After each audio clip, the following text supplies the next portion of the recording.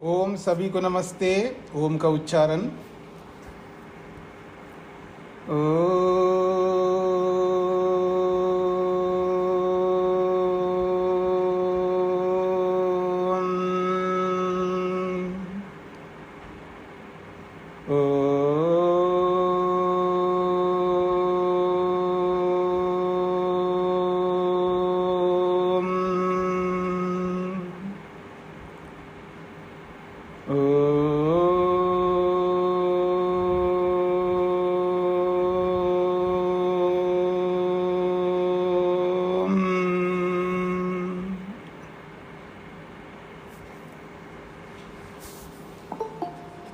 हाँ जी, कल हमने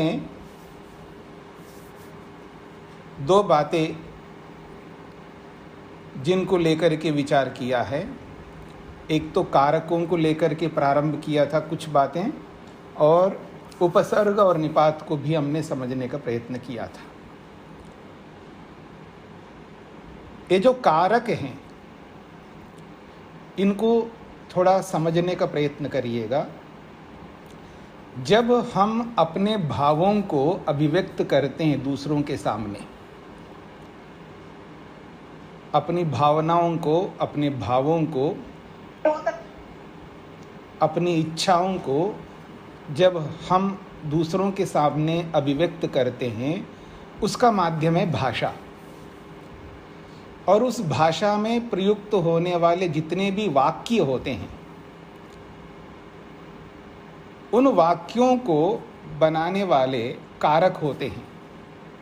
उन कारकों से वाक्य बनते हैं। तो वो जो कारक है, वो कारक ठीक प्रकार से हमारी भावनाओं को अभिव्यक्त करते हैं। तो इसलिए कारकों को समझना अत्यंत आवश्यक है। और वो सारे के सारे कारक जो है क्रिया को संपन्न करने के लिए होते हैं, क्योंकि हम जो भी भाव अभिव्यक्त करना चाहते हैं वो क्रिया को ध्यान में रख करके ही अभिव्यक्त करना चाहते हैं। तो आइए उन कारकों को समझने का प्रयत्न करते हैं। कर्ता कारक, और उस कर्ता कारक को समझने के लिए आपको बताया था एक चिन्ह है, सिंबल है, जिसका नाम है विभक्ति। तो कर्ता कारक में प्रथमा विभक्ति होती है। दूसरा कारक है कर्म। उस कर्म को पहचानने का जो सिंबल चिन्ह है वो है द्वितीया विभक्ति। और करण कारक, उसको पहचानने का जो चिन्ह है वो हो तृतीया विभक्ति।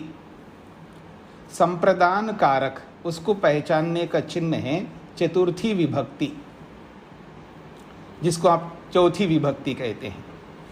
और अपादान कारक को पहचानने का जो चिन्ह है वो है पंचमी विभक्ति। अधिकरण कारक को समझने का जो चिन्ह है वो सप्तमी विभक्ति। तो ये 6 कारक हो गए। और इनके अतिरिक्त जो बचा हुआ है उसका नाम है शेष। और शेष कहते हैं, शेष में इसको शेष कारक कहते हैं, जिसको आप संबंध कारक कहते हैं।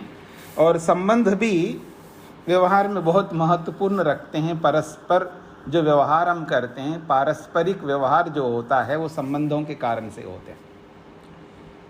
और आत्मा का सर्वाधिक संबंध जो है परमात्मा के साथ है।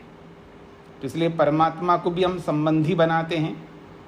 माता को, पिता को, पति को, पत्नी को, अध्यापक को, विद्यार्थी को, सबको हम संबंधी बनाते हैं। तो जो संबंधी बनता है और उसको बताने वाला जो शब्द है उसको कहते हैं शेष कारक।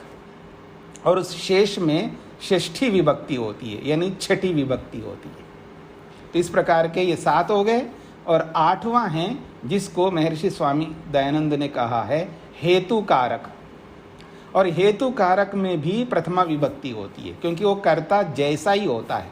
बस स्वयं नहीं कर रहा है कोई व्यक्ति, स्वयं अपने लक्ष्य की ओर अग्रसर नहीं हो रहा है, अथवा मैं ये कहूँ स्वयं क्रिया करने में ननु नच कर रहा है व्यक्ति, स्वयं क्रिया करने में आलस्य कर रहा है, प्रमाद कर रहा है, स्वयं क्रिया करने में बहानाएं बना रहा है, तरह तरह की बहानाएं बनाता है व्यक्ति, बड़े अजीब आदमी होता है, ऐसी ऐसी बहानाएं प्रस्तुत करता है जी। पढ़ना नहीं है तो मेरे को सिर दर्द हो रहा है, पेट दर्द हो रहा है, और 4 बजे उठने में जी मेरे को रात को नींद नहीं आई इसलिए नहीं उठ पाया। ऐसी ऐसी बहानाएं बना बना करके वो क्रिया करने में अपने आप को असमर्थ बना देता है। ऐसे असमर्थ कर्ता को प्रेरित करने वाले को हेतुकर्ता कहते हैं, उसको हेतुकर्ता कहते हैं, और उसमें भी प्रथमा विभक्ति होती है। तो ये 8 कारक हो गए, 6 मुख्य कारक और गौण कारक 2। एक का नाम है हेतु कारक और एक का नाम है शेष कारक। ठीक है जी। और इस हेतु कारक को हम अधिकांश जो है भाषा की दृष्टि से व्याकरण में ज़्यादा प्रयोग करते हैं, व्यवहार में बहुत कम बोलते हैं। इसलिए व्यवहार में एक दूसरे कारक को हम ला के खड़ा करते हैं जो भाषा शास्त्रों में भी प्रयुक्त होता है वो, और व्यवहार में भी बहुत अधिक प्रयुक्त होता है। उसका नाम है संबोधन। उसको आप संबोधन कारक कहते हैं, और उस संबोधन कारक में भी प्रथमा विभक्ति होती है। और जिस किसी को भी बुलाना होता है उसको बुलाने के लिए संबोधन हम करते हैं, चाहे वो जड़ को बुलाते हैं या चेतन को बुलाते हैं। आप कहेंगे जड़ को कैसे बुलाएंगे जी, क्यों नहीं बुलाते हैं? हवा नहीं चल रही है जी, क्या करें? हे हवा तू जल्दी आ जा, कुछ तो मेरे को इस गर्मी को हटा दे। हवा को बुलाते हो आप, ठीक है ना, बरसात को बुलाते हो, पता नहीं किस किस को बुलाते हैं आप, तो समस्त जड़ पदार्थों को भी बुलाते हो आप। भाषा है, मतलब व्यवहार में हम लोग इस प्रकार का व्यवहार करते हैं। तो जड़ को बुलाना हो, जड़ को संबोधित करना हो, या चेतन व्यक्ति को संबोधित करना हो, वहाँ पर हम संबोधन का प्रयोग करते हैं। उसके लिए हे, धो, ऐसे बहुत सारे शब्दों का प्रयोग करते हैं बुलाने में। वो आगे आपको धीरे धीरे समझ में आता जाएगा। तो ये संबोधन कारक हो गया। इसका मतलब 9 कारक होते हैं ऐसा नहीं। जब 8 कारक बोलेंगे तो जब शास्त्रों को पढ़ते समय, शास्त्रों में लिखते समय वो हेतु कारक का ज़्यादा प्रयोग होता है। लोक में हेतु कारक के लिए ऐसा प्रयोग नहीं होता है। शास्त्रों में, शास्त्रीय भाषा में हेतु कारक का प्रयोग होता है, तब वहाँ वो हेतु कारक को जोड़ लेते हैं, और व्यवहार में बोलते समय संबोधन कारक को जोड़ लेते। इसलिए उधर से देखो भी 8, इधर से देखो तो भी 8। ठीक है, तो ये 8 कारक है जिसमें 6 मुख्य है और 2 गौण हैं। तो अब एक एक कारक को समझने का प्रयत्न करते। सबसे पहला कर्ता कारक है। तो कर्ता करने वाला होता है, आप सब समझते हैं। जो करने वाला होता है उसको कर्ता कहते हैं, जो भी करे। अब ये जो करने वाला है ना, वो 3 प्रकार का होता है जी। एक उत्तम के रूप में भी रहता है, और एक मध्यम के रूप में भी रहता है, और एक प्रथम के रूप में भी रहता है। अर्थात करने वाला हमारे सामने भी खड़ा होगा, कभी कभी करने वाला हमारे सामने आता है करने वाला, या हम स्वयं करने वाले होते हैं। और जो हमारे पीछे रहता है वो अदृश्य रहता है, पीछे पीछे से करता है हमको, हमारे सामने नहीं करता है, परोक्ष में करता है। तो करने वाला कोई भी हो सकता है, पर जो भी करने वाला, चाहे उसको प्रथम के रूप में बोलो, मध्यम के रूप में बोलो, उत्तम के रूप में बोलो, सब करने वाले हैं, सब कर्ता कहलाएंगे। अर्थात संस्कृत में मैं बोलूं, सह, त्वम, अहम, अहम कर्ता अस्मि, त्वम कर्ता असि, सह कर्ता अस्ति। वह भी करता है, तुम भी करता हो, मैं भी करता हूं। तो हम सब कर्ता के अंतर्गत आते हैं। और जो भी कर्ता होगा उसमें प्रथमा विभक्ति होती है, वो चिन्ह है, कर्ता को समझने के लिए पहचान का चिन्ह है। ये अलग बात है जब वाक्यों को जब आप अलग अलग ढंग से समझते हैं। आगे जाकर के भाषा में वाक्य जो होते हैं, जब आप वाक्य बोलते हैं, वो एक ही प्रकार का वाक्य नहीं बोलते हैं, अलग अलग प्रकार से वाक्य बोलेंगे। तो उसके बारे में भी मैं चर्चा करूंगा। जब वाक्य बदल जाता है, बोलने की शैली प्रस्तुतिकरण बदल जाता है, प्रेजेंटेशन जब बदल जाता है वाक्यों में, तब कर्ता कभी उसको बताने के लिए प्रथमा विभक्ति आती है, तो कभी कभी कर्ता में तृतीय विभक्ति भी आती है। वो वाक्य शैली के अनुसार विभक्ति बदल जाती है। ये भी समझने का प्रयत्न करिएगा। मुख्य रूप से कर्ता में तो प्रथमा विभक्ति आती है, लेकिन जब हमारे बोलने की शैली बदल जाती है, प्रस्तुतिकरण बदल जाता है, वाक्य बदल जाता है, तो उस परिप्रेक्ष्य में कर्ता में तृतीया विभक्ति भी आती है। ये भी आप समझने का प्रयत्न करेंगे। आगे जाकर के आपको जब वाक्य कैसे बदलते हैं, वाक्य को कैसे बदला जाता है, जब इस प्रसंग को आप समझेंगे, तब ये आपको विभक्ति का भी पता लग जाएगा। विभक्ति तो पहचानने का चिन्ह है। तो कर्ता को पहचानने के लिए हमारे सामने दो दृष्टियां आ गई हैं। कहीं कहीं कर्ता प्रथमा विभक्ति में ही रहता है अधिकांश, लेकिन कभी कभी वो तृतीय विभक्ति में भी रहता है। तो तृतीय विभक्ति को देख करके ये भूल मत करना कि ये कर्ता शायद नहीं होगा।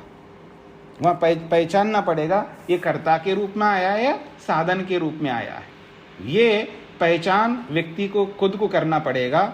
वो समझ बढ़ाना होगा कि ये मेरा ये मेरे पिता है, ये मेरी माँ है, ये मेरी पत्नी है, ये मेरे पति है, ये भाई है, ये बहन है, ये सास है, ये बहू है, हाँ, तो ये गुरु है, ये विद्यार्थी है, ये सब कर्ता है। लेकिन ये सब कर्ता होते हुए भी कभी कभी साधन भी बन जाते हैं हमारे लिए। तो वो साधन के रूप में हैं, करण के रूप में हैं, या कर्तृत्व को लिए हुए हैं, ये पहचान हमको करना पड़ता है। वो धीरे धीरे आपको आगे समझ में आएगा। तो कर्ता को लेकर के सामान्य रूप से मैंने आपके सामने बता दिया है। और वो कर्ता केवल चेतन ही होता हुआ ऐसा नहीं है। भाषा में कर्ता कोई भी हो सकता है, जड़ भी हो सकता है और चेतन भी हो सकता है। हाँ, याद रखना, क्योंकि वायु गच्छति, वायु जा रही है। अब वायु जा रही है, अपने आप जा रही है, तो वायु गच्छति तो वायु करता है वहां पर। सूर्यः चलति या सूर्यः उदेति, सूर्य उदय होता है, तो वहां सूर्य भी कर्ता बनेगा, चंद्र भी कर्ता बनेगा, वायु भी कर्ता बनेगी, अग्नि भी बनेगी। हाँ, तो जड़ वस्तुएं भी कर्ता बनती हैं। इस बात को भी समझ ले भाषा विज्ञान की दृष्टि से, क्योंकि भाषा में ऐसा ही होता है। व्यवहार में भी हम लोग ऐसे ही बोलते हैं ना, वायु चल रही है, अभी अग्नि जल नहीं रही है। हाँ, अभी अग्नि जल पड़ा है। तो जब उनको संस्कृत में बोलेंगे तो उसको कैसे बोलोगे? तो स्वयं जल रही ना, स्वयं चल रहा ना व्यक्ति। तो ऐसे ही तो जो स्वयं होता है, यानी स्वयं उसको चलाने के लिए कोई दिख नहीं रहा है। आप कहोगे जी ईश्वर चला रहा है, ठीक है, वो एक अलग सिद्धांत है। पर हमारे को सामने कैसे दिख रहा है? मैं ये भी बोल सकता हूँ आपको भी तो ईश्वर चला रहा है, आप अपने आप थोड़ा चला रहे। क्यों जी? आपको भी तो ईश्वर चला रहा है ना, तो फिर आप भी करता नहीं है। तो उस सिद्धांत पर मत जाइए। दार्शनिक दृष्टि अलग है, फिलॉसफी अलग है, भाषा अलग है। दोनों को एक मत बनाना, यानी दर्शन को, दार्शनिक दृष्टि को, फिलॉसफी को भाषा के साथ मत जोड़ना। कहीं कहीं जोड़ा जाता है, लेकिन हर जगह नहीं जोड़ा जाता। ये तो भाषा विज्ञान है। तो जड़ वस्तुएं भी कर्ता बनती हैं, इस बात को भी ध्यान में रखिएगा। चेतन वस्तु तो बनती ही बनती है, चेतन वस्तुएं, लेकिन जड़ वस्तुएं भी कर्ता बनती है। और जो स्वतंत्र करने वाले, कर्ता उसको कहते हैं जो स्वतंत्र रूप से करने वाले होते हैं। ये मुख्य बात है। तो वायु चल रही है, हाँ, अग्नि जल रही है, अपने आप जलने वाली अग्नि बहुत है, जल रही है। सूर्य उदय हो रहा है, अपने आप हो रहा है। चंद्र अपने आप उदय होता है। तो जो भी स्वतंत्र रूप से अपनी क्रियाओं को करने वाले होते हैं, कर्ता की परिभाषा बता रहा हूं, जो भी स्वतंत्र रूप से अपनी क्रियाओं को करने वाले होते हैं, जो भी स्वतंत्र रूप से अपनी क्रियाओं को करने वाले होते हैं, चाहे वो जड़ हो या चेतन हो, उन्हें कर्ता कहते हैं। जो भी वस्तुएं जड़ हो या चेतन हो, स्वतंत्र रूप से क्रियाओं को करने वाले या करने वाली होती हैं, तो उनको कर्ता कहते हैं।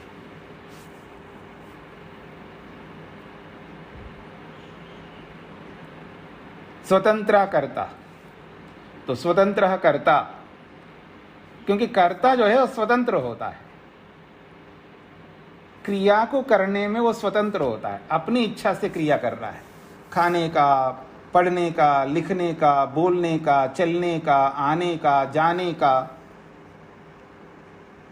आप कहेंगे जी नहीं, उसको कोई तो सहयोग कर रहा है, सहयोग तो सभी कर रहे हैं, उसमें कोई आपत्ति नहीं है, लेकिन मैं चाहूं तो चलूंगा, नहीं चाहूंगा तो नहीं चलूंगा।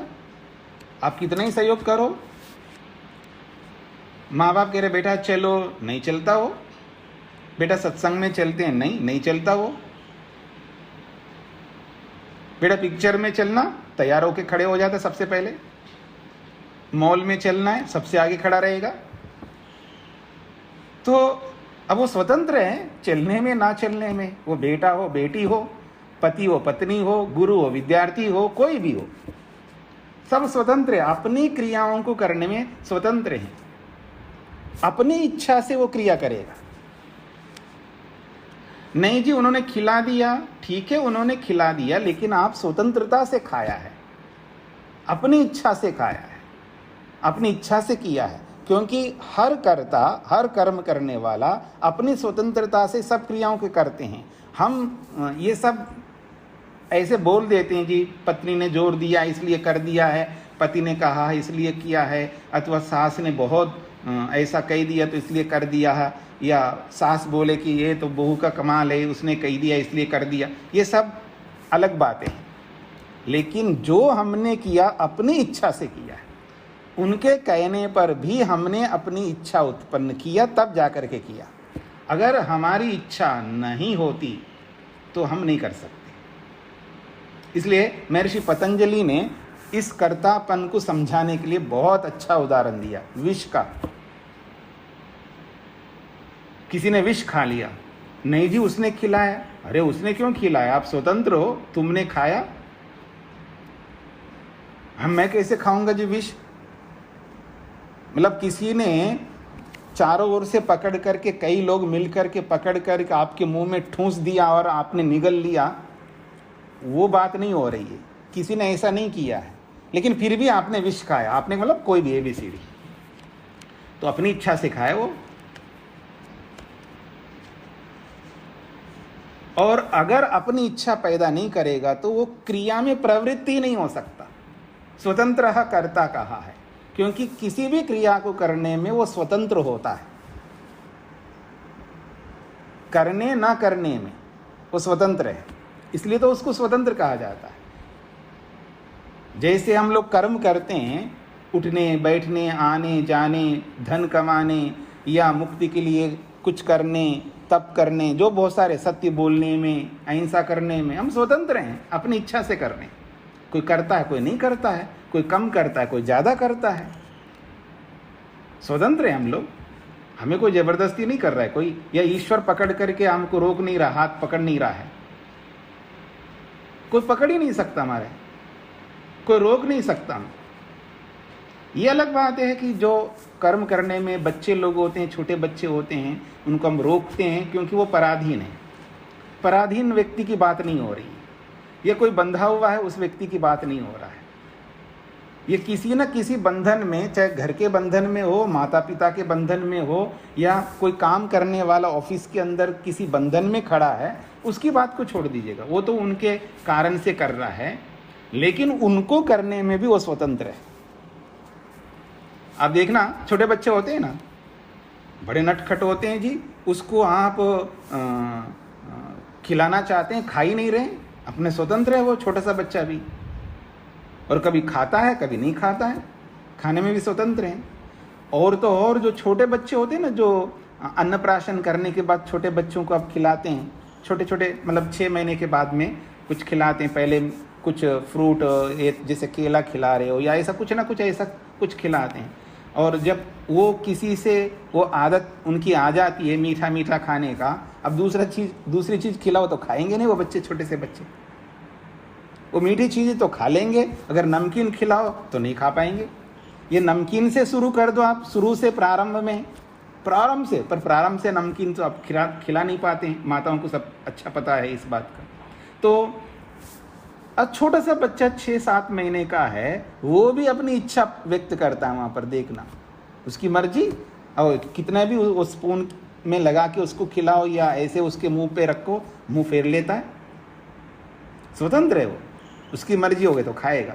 तो आप देखेंगे चाहे वो छोटा बड़ा वो कैसा भी हो, स्वतंत्र है सब कर्म करने में। तो कहीं कहीं हम लोग उनको रोकते हैं, जहां हम उनको किसी न किसी नियम में बांधते हैं। पर जो बच्चों से बड़ापन आ जाता है, अर्थात बचपना हट गया उसके अंदर, तो जो समझदार हो जाता है, होश में आ जाता है, फिर तो सब स्वतंत्र है, वो चाहे बच्चे हो, चाहे बूढ़े हो, चाहे कोई भी हो। तो कर्म करने में सब स्वतंत्र है, अर्थात क्रिया करने में स्वतंत्र है। यहाँ कर्म का मतलब क्रिया है, अभी बोला जो मैंने, कर्म करने में स्वतंत्र का मतलब क्रिया करने में स्वतंत्र है, ये याद रखना। क्रिया करने में, क्रिया का मतलब है पठति, लिखति, गच्छति, आगच्छति, ददाति, गृह्णाति, ये जो क्रिया है, इन क्रियाओं को करने में जो स्वतंत्र है उसी को कर्ता कहते हैं। तो यहाँ क्रिया जो है बहुत प्रमुख है, इसलिए जो करने वाले हैं वो अपनी स्वतंत्रता से ही करेंगे। और उस स्वतंत्र कर्ता को पहचानने के लिए 2 विभक्तियां हैं, एक प्रथमा विभक्ति और एक तृतीया विभक्ति। अब आगे बढ़ते हैं जी। महत्वपूर्ण विषय आ रहा है कर्म। कर्म का मतलब यहाँ अलग परिभाषा है। कर्म का मतलब यहाँ क्रियाएं नहीं, जो हम लोग लोक में आज ये पुण्य कर्म है, ये पाप कर्म है, ये निष्काम कर्म है। यहाँ कर्म का मतलब वो निष्काम कर्म, पुण्य कर्म, पाप कर्म नहीं है। यहाँ पर यहाँ कर्म का मतलब बिल्कुल अलग चीज है। अलग अलग शास्त्र की अपनी अपनी परिभाषाएं होती हैं। यहाँ कर्म का मतलब है जिसको हम प्राप्त करना चाहते हैं, उसका नाम कर्म है। जिसको भी हम पाना चाहते हैं, हाँ याद रखना, जिसको भी हम पाना चाहते हैं, कोई नौकरी पाना चाहता है, कोई मोक्ष पाना चाहता है, कोई स्वर्ग पाना चाहता है, कोई घर पाना चाहता है, कोई पैसे को पाना चाहता है, कोई माँ को पाना चाहता है, कोई पिता को, कोई पति को, कोई पत्नी को, कोई गुरु को, कोई विद्यार्थी को, हम पता नहीं किस किस को पाना चाहते हैं। और जिसको भी हम पाना चाहते हैं, वो जो वस्तु है, पाने योग्य वस्तु, उसका नाम है कर्म। यहाँ पर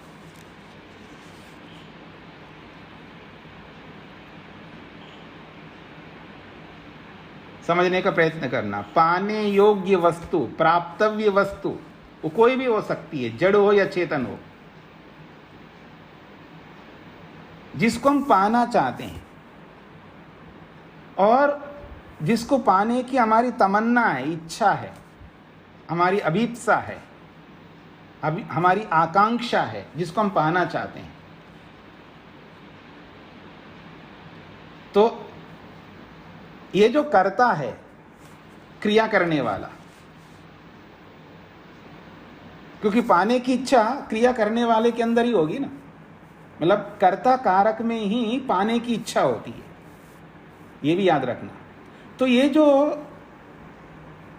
पाने की इच्छा रखने वाला है, जिसके अंदर इच्छा है, पाने की इच्छा रखता है, अभिलाषा रखता है, तमन्ना रखता है किसी को भी, और जिसको वो पाना चाहता है, वो यहाँ पर कर्म है।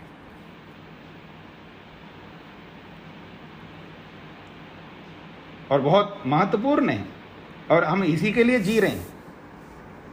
उठने से लेकर के रात्रि में सोने तक, और जब से होश में आए तब से लेकर अब तक, और जब तक मरेंगे नहीं तब तक, पता नहीं पाने में लगे हुए हैं। ज्ञान को पाने में, तप को पाने में, पता नहीं किस किस को पाने में लगे हुए हैं। 2 वर्ग कर सकते हैं, एक आध्यात्मिकता का और एक भौतिकता का। एक आध्यात्मिक लोग हैं और एक भौतिक लोग हैं। दोनों अपने अपने ढंग से लगे हुए हैं कुछ पाने के लिए, पता नहीं क्या क्या। कोई समाधि को पाना चाहता है, जिसको हम पाना चाहते हैं, किसी को भी, ABCD, चाहे वो लौकिक दृष्टि से हो, चाहे वो आध्यात्मिक दृष्टि से हो, जिसको भी हम पाना चाहते हैं, वो जो पाने योग्य वस्तु है या गुण है, या वो बस गुण ही कह सकते हैं आप, गुण और द्रव्य वस्तु, ये सब जो है कर्म बनेंगे। प्राप्त करने योग्य जो भी है वो कर्म है। तो ज्ञान के रूप में या वो रस के रूप में, चाहे वो रूप के रूप में, जितने भी गुण हैं, गुणों के रूप में, द्रव्यों के रूप में, वस्तुओं के रूप में जो भी पाने योग्य है, वो सब के सब यहाँ कर्म है। और कभी कभी क्या करते हैं हम लोग, बड़ी क्रिया को पाने के लिए भी छोटी क्रिया से मेहनत करके क्रिया को भी पाना चाहते हैं, यानी क्रिया को भी कर्म बना सकते हैं हम लोग। अगली बात बता रहा हूं, समझने का प्रयत्न करना।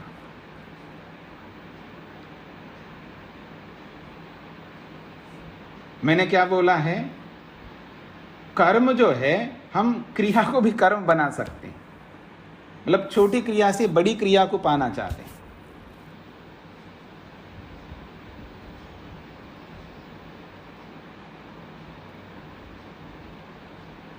तो क्रिया को भी हम कर्म बना सकते हैं जब वो क्रिया पाने योग्य बन जाए,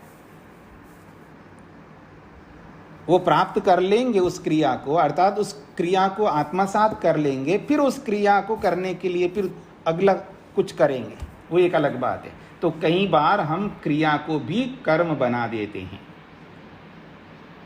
तो ये हो गई जी कर्म। तो पाने योग्य वस्तु हो, गुण हो या क्रिया हो, विकल्प में, सदा नहीं होता है, कभी कभी होता है। तो क्रिया को, गुण को और द्रव्य को, वस्तु को, ये सब पाने योग्य होते हैं। तो जो भी पाने योग्य होगा वो कर्म बनेगा।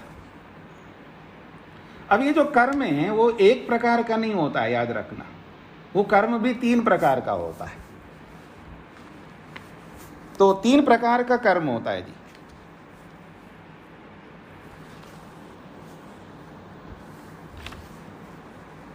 एक का नाम है ईप्सित कर्म, ईप्सित, उसका नाम है ईप्सित, ईप्सित कर्म। और दूसरा कर्म ऐसा होता है, कर्म के विभाग बता रहा हूं, 3 प्रकार के कर्म होते हैं, ईप्सित कर्म, और दूसरे का नाम है अनीप्सित कर्म, ईप्सित का विरोधी अनीप्सित कर्म, और तीसरा है अकथित कर्म। कर्म 3 प्रकार के होते हैं, ईप्सित कर्म, अनीप्सित कर्म, अकथित कर्म।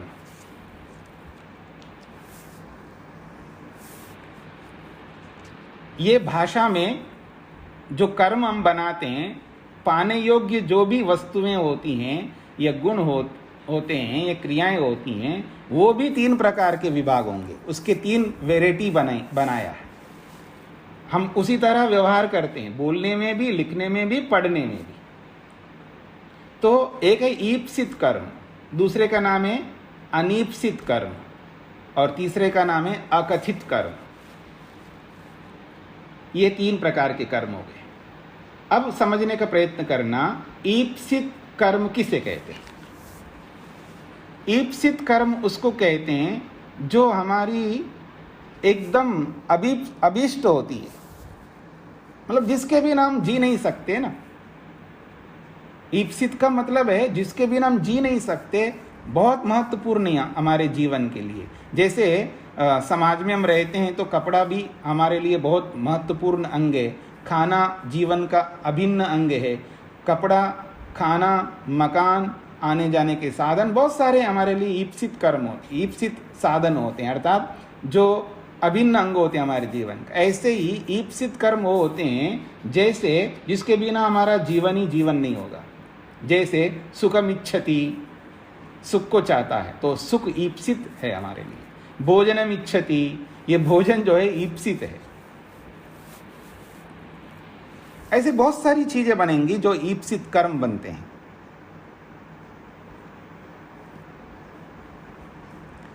ठीक है जी। उसको ईप्सित का मतलब है इच्छित कर्म, जिसकी इच्छा हम करते हैं, दिल से इच्छा करते हैं, आत्मा से इच्छा करते हैं। ईप्सित को संस्कृत में इच्छित कहते हैं। ईप्सित भी संस्कृति है, लेकिन उसका पर्यायवाची इच्छित, अभिकांक्षित, अभिलषित। ईप्सित का मतलब है अभिकांक्षित, अभिलषित, इच्छित, ये सब पर्यायवाची शब्द है। ईप्सित कर्म। मतलब जिनको हम चाहते हैं, इसलिए वो कर्म बन रहे हैं। और कुछ अनीप्सित कर्म होते हैं जी, इससे बिल्कुल उल्टा होता है। अनीप्सित का मतलब है हम जिनको चाहते हैं लेकिन करना पड़ रहा होता है, करते हैं ना चाहते हुए भी करना पड़ता है, उसको अनीप्सित कर्म कहते हैं। मतलब करना पड़ता है ऐसा नहीं है, अब अनायास हमारे सामने आ जाते हैं तो हम कर लेते हैं, हम बच नहीं सकते, बचना भी चाहते हैं कई बार नहीं बच पाते हैं, उसको अनीप्सित कहते हैं। ठीक है जी। अब मैं आपके लिए उदाहरण देता हूं। आजकल के बच्चे जो है, बच्चे हो, पति हो या कोई भी हो, वो उनको डाइनिंग टेबल पर बिठा रहे हैं, आप उनको खिला रहे हैं, अच्छी बात है, और सामने टीवी चल रहा होता है और माँ या कोई भी माता है, पत्नी है या बहन है, कोई भी खिलाने वाली, वो खिला रही होती है। टीवी तो आपके लिए ईप्सित हो गया, टीवी में देखना, माँ के लिए ईप्सित नहीं है, इच्छित नहीं है, अभिलषित नहीं है, आकांक्षित नहीं है, वो नहीं देखना चाहती है, लेकिन सामने आ रहा है, क्या करें, आते जाते टीवी सामने दिखाई दे रहा है, उसकी नज़र जा रही है, ना चाहते हुए भी जाती है कई बार। तो समझ में आ रहा है ना। हम बाजार में निकल रहे हैं तो हम सब कुछ चाहते हुए थोड़ा देखते हैं, जिनको चाह करके देखते वो तो ईप्सित हो गया, और जिनको ना चाहते हुए भी देखना पड़ रहा है वो क्या हो गया, अनीप्सित हो गया। तो जो अनीप्सित है वो भी कर्म बनता है, ना चाहते हुए भी देखना पड़ता है हमको, क्योंकि हम मजबूर हैं, वहां पर बिना देखे वहां चल नहीं सकते, ऐसी परिस्थिति में भी हमको जाना पड़ता है, वहां देख करके चलना पड़ता है, और पता नहीं किस किस को देखना पड़ता है उस स्थिति में, ना चाहते हुए भी देखना पड़ता है। तो जो अनीप्सित है, अनिच्छित है, अनभिलषित है, अनाकांक्षित है, ऐसी चीज भी हमारे लिए कर्म बन जाती है। तो ईप्सित कर्म, अनीप्सित कर्म, और कुछ कर्म बनते हैं, तीसरा विभाग बता रहा हूं, अकथित। अकथित कहते हैं उसको।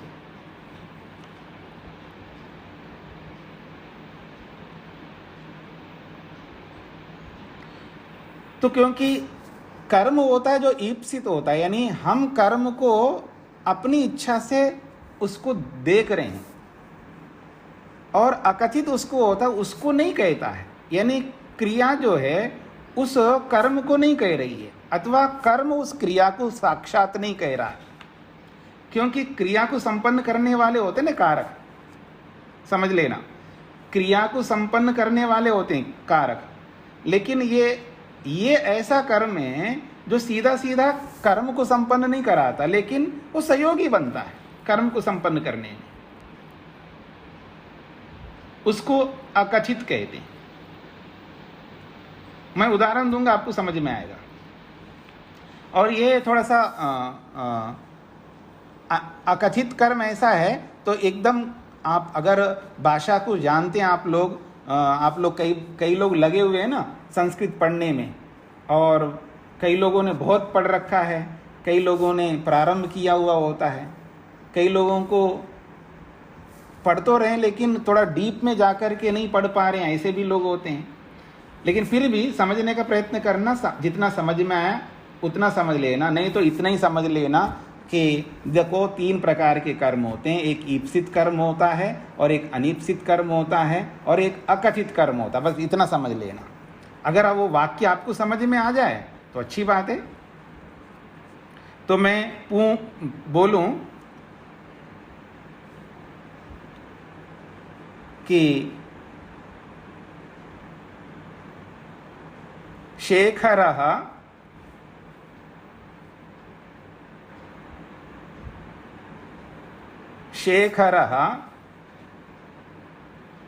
मार्गं पत्नीं पृच्छति। या मैं बोलूं शेखरः पत्नीं मार्गं पृच्छति।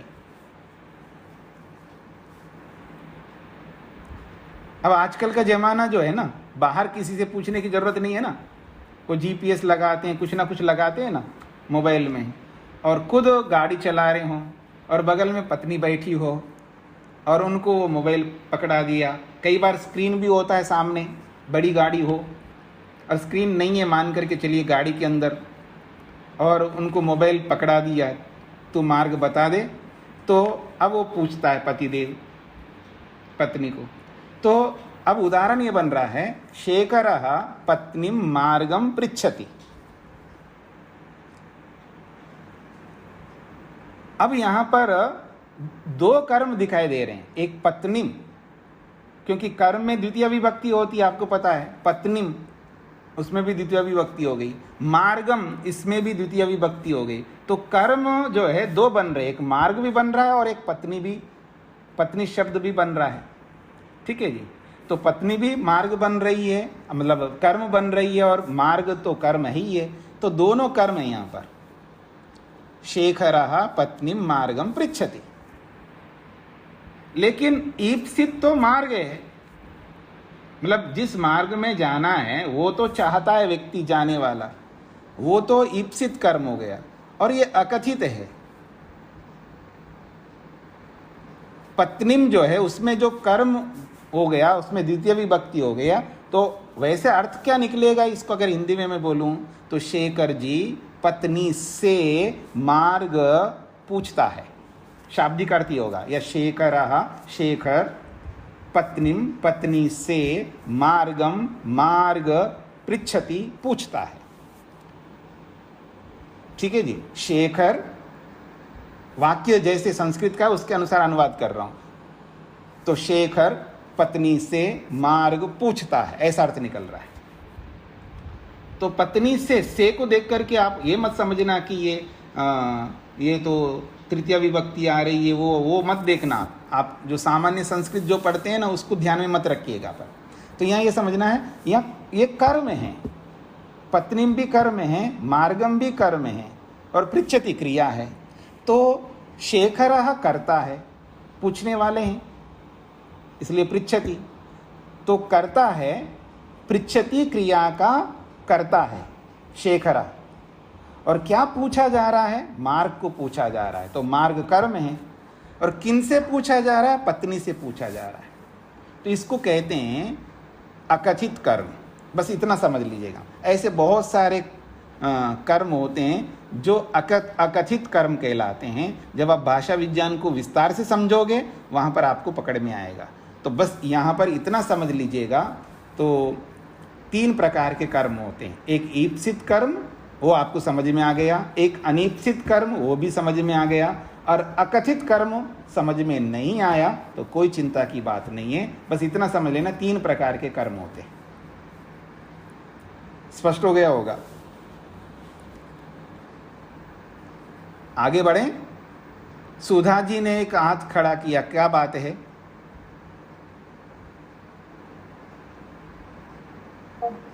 स्वामी जी ने खड़ा किया। अच्छा, गलती। रचना जी ने भी हाथ खड़ा किया, क्या है? स्वामी जी, यहाँ पर जो पत्नी है वो अकथित कर्म होगा। हाँ जी, हाँ जी, ठीक है, ये क्लियर करना। जी जी जी जी, धन्यवाद।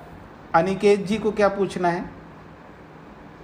ये जो आपने कर्म का बताया था कि ये जो अंतिम जो लक्ष्य जो हम प्राप्त करना चाहते हैं उसको कर्म कहते हैं, लेकिन जैसे संस्कृत में तो एक समान ही नियम होना चाहिए ना सब केस में।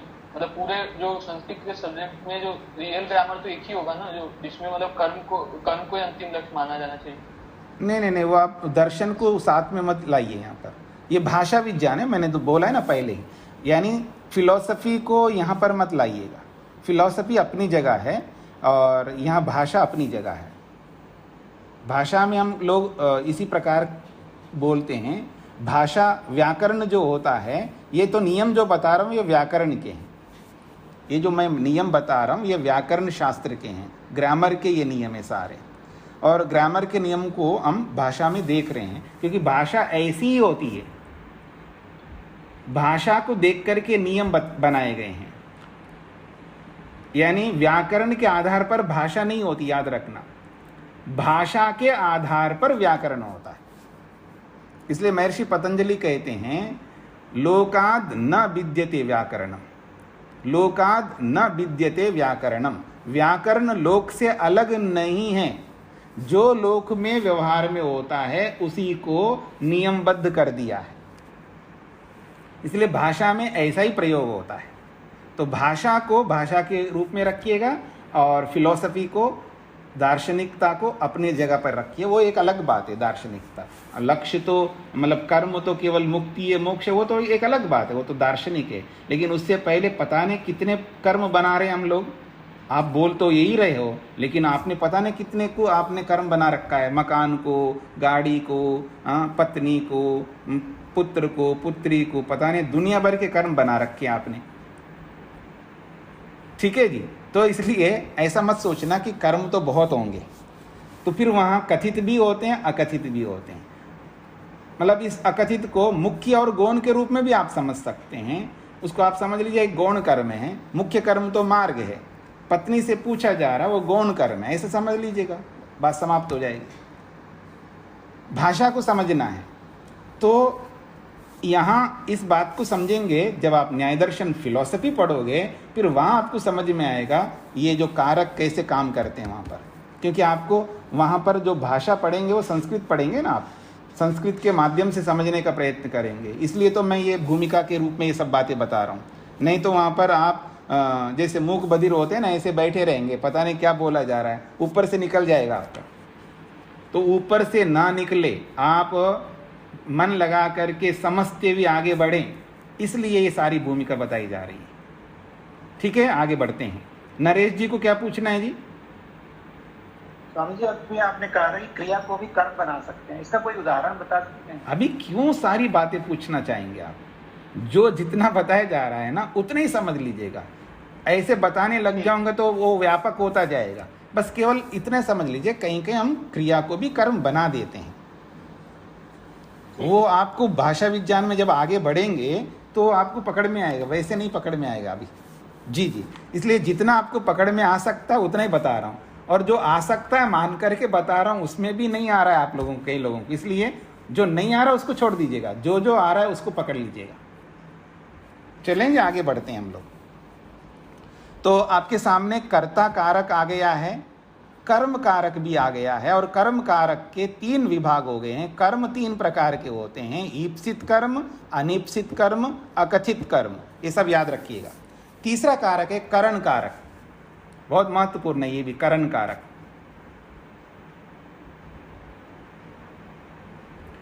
ये जो क्रिया करने वाला है ना, क्रिया करने वाला कर्ता, क्रिया करने वाला जो कर्ता है वो किसी न किसी का सहयोग लेता है क्रिया करने के लिए। और जिसका वो सहयोग लेता है उसको करण कहते हैं। करण का मतलब है साधन। साधन कहिए, उपकरण कहिए, इंस्ट्रूमेंट कहिए, कुछ भी आप कह सकते हैं। तो करण कारक उसको कहते हैं जो क्रिया करने वाला कर्ता जिसका सहारा लेता है। क्रिया करने वाला कर्ता जिसका सहारा लेता है, वो जो सहारा है उसका नाम है करण।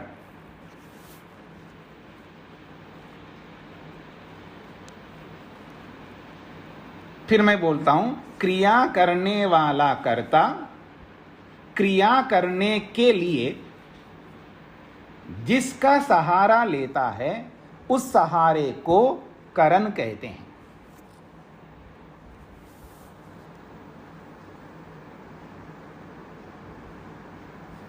याद रखना, ये जितने भी कारक होते हैं ना, ये बहुत महत्वपूर्ण हैं।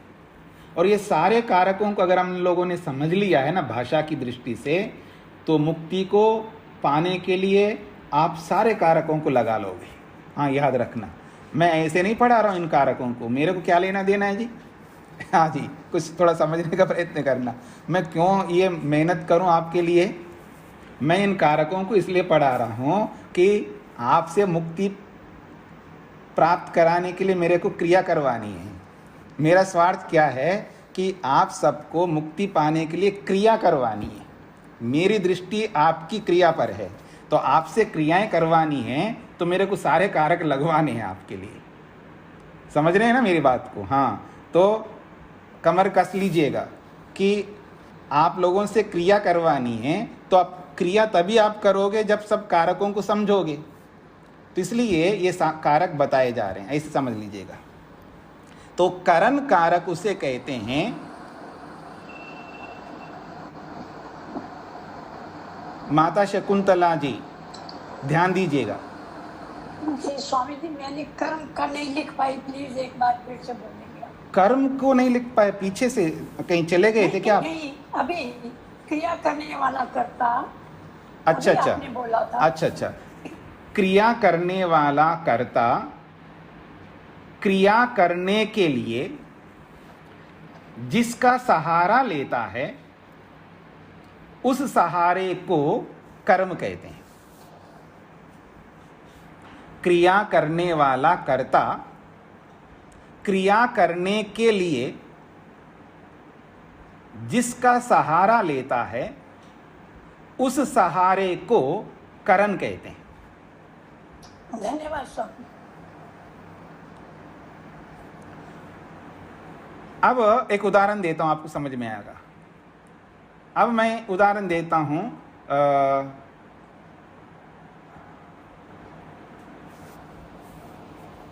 वेद कुमारी खादती। वेद कुमारी, तो वेद कुमारी नहीं बोलूंगा, वेद कुमारी, हाँ संस्कृत में बोलना है। तो वेद कुमारी खादती। अब खादती एक क्रिया है, ये आपको समझ में आ रहा है। खादती एक क्रिया है और वेद कुमारी ये करता है। खाने की क्रिया को करने वाली वेद कुमारी है, ठीक है। अब इस क्रिया को करने के लिए वेद कुमारी सहारा ले रही है हाथ का, अथवा हाथ काम नहीं कर रहा है तो स्पून का। मेरी बात को समझने का प्रयत्न। खाने की क्रिया करनी है, किनको करनी है? वेद कुमारी को। अब वेद कुमारी खादती, वो खा रही है। माता शकुंतला जी, आप ध्यान नहीं देते हैं, अपने माइक को बंद नहीं रखते हैं। आपको सुनने के लिए रखा हुआ है। माइक तो बंद करके रखना है, उसके बाद भी सुनाई देगा। माइक बंद करने का मतलब है कि मैं अपना माइक को बंद करूंगा तो आपको नहीं सुनाई देगा, लेकिन अपने आप का जो माइक है वो तो आपको बंद करके रखना है जी। तो मैं कह रहा था, तो वेद कुमारी खादती, वो खा रही है, लेकिन खाने की क्रिया को करने के लिए, क्योंकि वृद्ध अवस्था में या किसी और परिस्थिति में वो स्वयं खा नहीं पा रही है, ठीक है ना।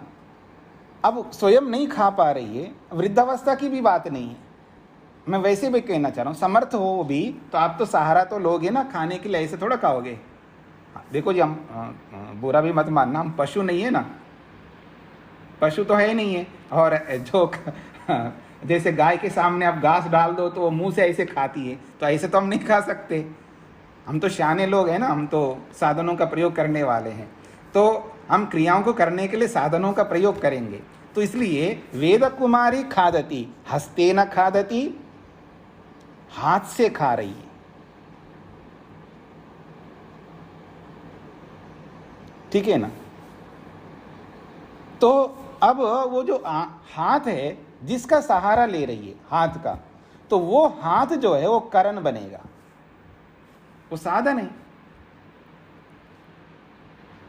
तो जो भी सहारा बनता है क्रिया करने वाले व्यक्ति के लिए, क्रिया करने वाले के लिए, उस क्रिया को करने के लिए वो जिसका सहारा लेता है, वो सारा का सारा सहारा करण बनेगा, साधन बनेगा, ठीक है जी। अब ये जो साधन है वो दो प्रकार के होते हैं। साधन जो है दो प्रकार के होते हैं, यानी करण जो है, करण कारक दो प्रकार के होते हैं।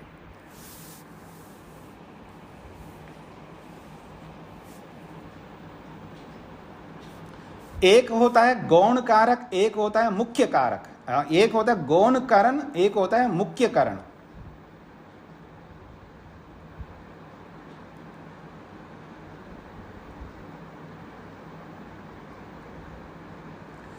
तो मुख्य करण और गौण करण, पहले मैं आपको गौण करण को, गौण साधन को लेकर के एक उदाहरण देता हूं।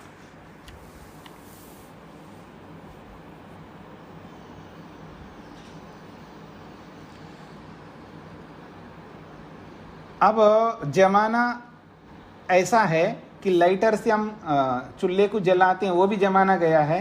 अब आजकल उसी में लगा रहता है, बस उसको ऑन करो तो अपने आप जल जाता है। उस जमाने से थोड़ा सा पीछे जाते हैं हम लोग, जो आपकी बचपन का ज़माना है।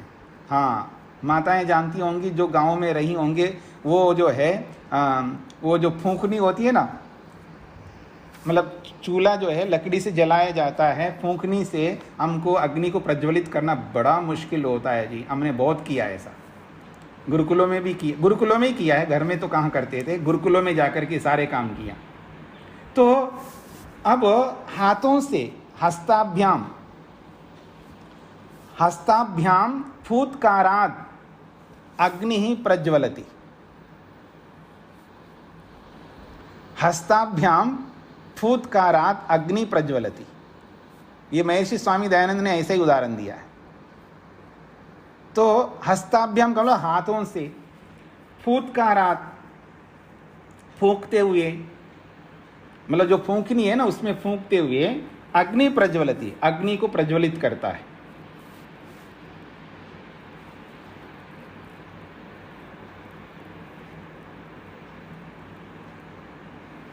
तो अब अस्ताभ्याम में भी अस्ताभ्याम में यहाँ पर तृतीय विभक्ति आ रही है, वो भी साधन बन रहा है, कारण बन रहा है। हाथों से फूत्कार करते हुए अग्नि प्रज्वलित करता है। तो यहाँ हस्ताभ्याम में तृतीय विभक्ति आई, लेकिन ये गौण साधन है, गौण करण है। मुख्य करण क्या है उसको समझना है। अब मुख्य करण ये ईंधनई अग्नि प्रज्वलति, ईंधनई अग्नि प्रज्वलति, ईंधन से अग्नि प्रज्वलित होती है। ईंधनई अग्नि प्रज्वलति,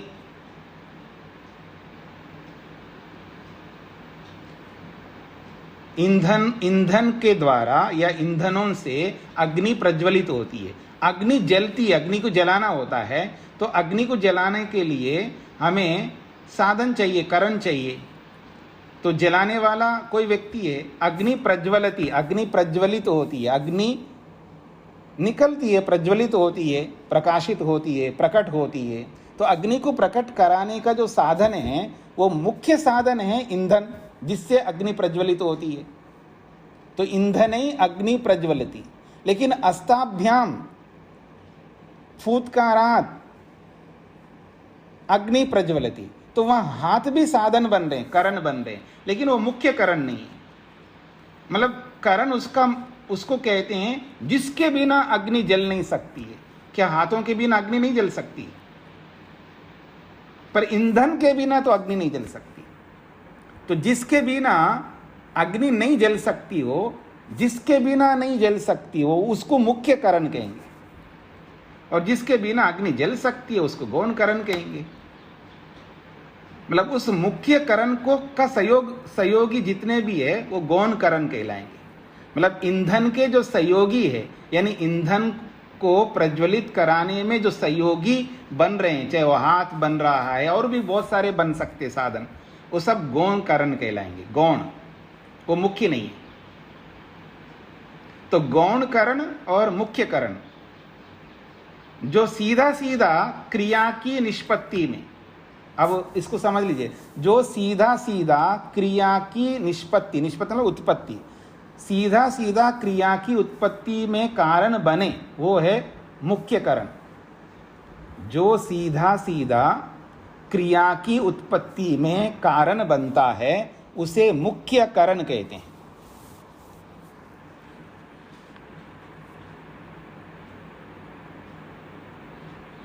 जो मुख्य करण का सहयोगी बनता है उसको गौण करण कहते हैं।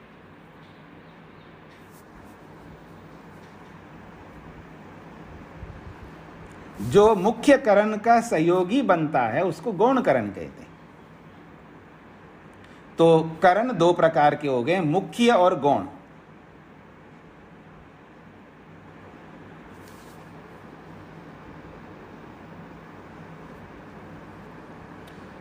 और करण का मतलब क्या होता है जी? करण किसको कहते हैं? क्रिया करने वाला कर्ता जिसके माध्यम से क्रिया करता है, जिसके सहयोग से क्रिया करता है।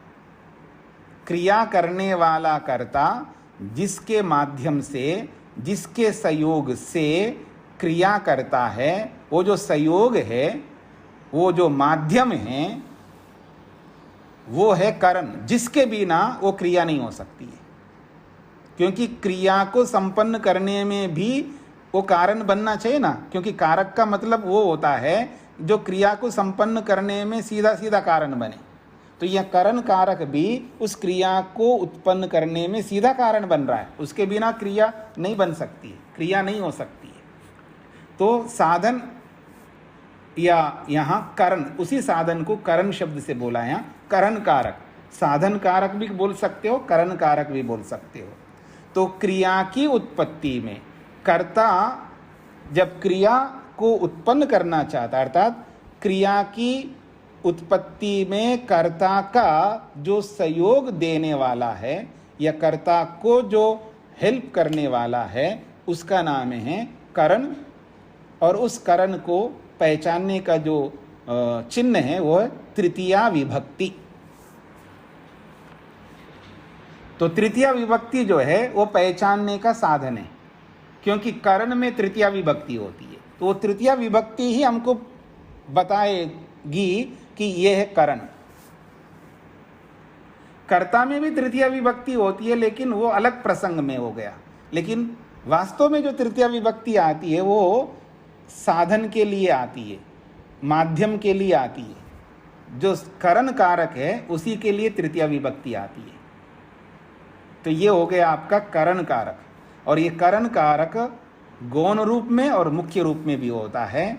और मुख्य का मतलब है जिसके बिना क्रिया बनी नहीं सकती है, जो क्रिया की उत्पत्ति में सीधा कारण बनता है, उसका नाम है मुख्य करण। और जो उस मुख्य साधन का सहयोग करने वाला है उसको गौण करण कहते हैं। जैसे हाथों से अस्ताभ्याम ईंधनई अग्नि प्रज्वलति, हाथों के सहारा से, ईंधनों के माध्यम से अग्नि जलती है। तो भले वो हाथ है, लेकिन सीधा सीधा ना होते हुए भी वो ईंधन के लिए सहयोगी बन रहे हैं। अग्नि प्रज्वलन करने में, अग्नि को प्रज्वलित करने में सहयोगी साधन बन रहे हैं। तो इस प्रकार से करण दो प्रकार का होगा, मुख्य और गौण। तो अभी आपने कर्ता कारक को, कर्म कारक को और करण कारक को आपने समझने का प्रयत्न किया है। इनको देखिएगा, थोड़ा अभ्यास करके देखिएगा, और जितने संस्कृत आप जानते हैं उस संस्कृत में लगा करके वाक्यों को देखिएगा संस्कृत में। तो आपको उस भाषा में, उस संस्कृत में इन कारकों को लगा करके देखना है। ये अभ्यास आपको करना है, ये आपका गृह कार्य है। तो इसको यहीं पर विराम देते हैं। तो फिर ओम स्वामी जी, एक बार कुछ पूछना मुझे। आपने हाथ खड़ा नहीं किया।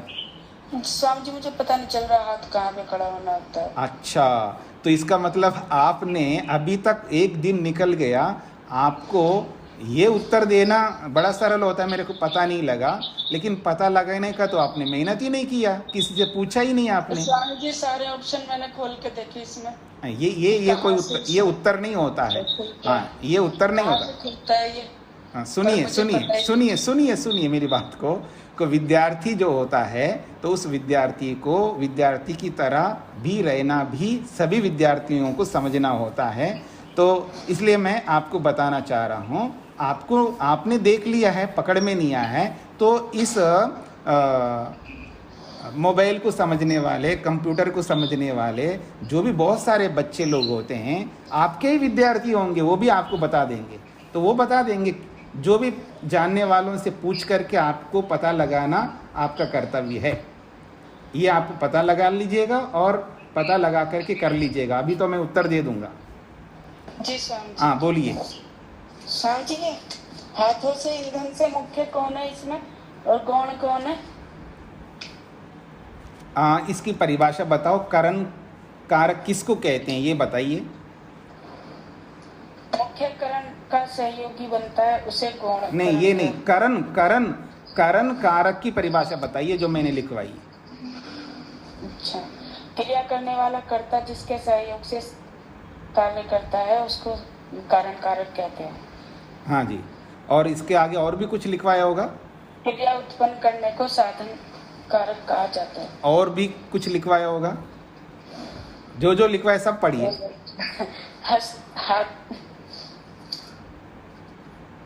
मैंने क्रिया करने वाला क्रिया करने के लिए जिस साधन का सहारा लेता है उसे करण कहते हैं। और ये भी तो लिखा, जिसके बिना क्रिया बन नहीं सकती है, ये भी तो लिखा होगा, लिखवाया होगा ना कहीं। जी। तो जो जिसके बिना क्रिया नहीं बनती है वो है मुख्य साधन। जिसके बिना अग्नि नहीं जलती तो इस स्वामी जी ईंधन मुख्य है। तो आप ही समझ लो, जिसके बिना अग्नि नहीं जल सकती है। जी। हाँ, तो आपके सामने समाधान आपके सामने ही है। स्वामी जी। जी। मेरे आचार्य जी है ना अन्नपूर्णा जी जी, उन्हें बात करनी है आपसे, आप कॉल पे बात करेंगे। हाँ ये बाद में पूछेगा ना, क्लास में नहीं। तो आपको फोन कर चुके वो कई बार, तो आपने फोन नहीं उठाया ना, इसलिए मैंने फिर पूछा। उन्होंने कहा कि क्लास में पूछना कि वो कब बात कर सकते हैं। ऐसा है, अननोन नंबर कोई भी होता है ना, मैं उसको उठाता नहीं हूँ। तो अगर तो मेरा भी नहीं उठाया स्वामी जी। सुनिएगा, आप इस बात को समझ लीजिएगा ना कि अगर कोई फ़ोन नहीं उठा रहा है तो आप मैसेज कर सकते हैं ना। मैसेज करने का आपके पास ऑप्शन विकल्प है, तो मैसेज करेंगे तो पता लगेगा ना कौन फ़ोन करना चाहते हैं, वो सब पता लगेगा। जी जी जी ठीक है स्वामी जी। अभी जी, तो अभी बात करेंगे? नहीं, अभी तो बंद करना है मेरे को। आप मैसेज करिएगा और समय मैं दूंगा तब बात करेंगे। जी जी ठीक है। ठीक तो है स्वामी जी, धन्यवाद। ओम शांति शांति शांति।